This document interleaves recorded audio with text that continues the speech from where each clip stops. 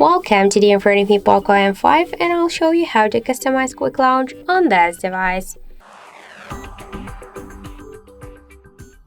So now by double press the power key we can activate a camera app, and if you want to change this option we should first open the settings application and then scroll down to the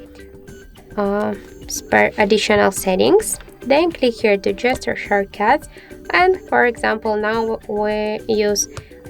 just double press the power key to activate the camera, and we can turn it off. And to turn on torch, for example, by double press the power key we should click here on the switcher, and now let's press twice the power key and we can see that the flashlight successfully activated. To turn it off, click here once again on the torch eye on the power key button, and that's it. So thank you for watching, and if you find this video helpful, don't forget to leave a like, comment and to subscribe our channel.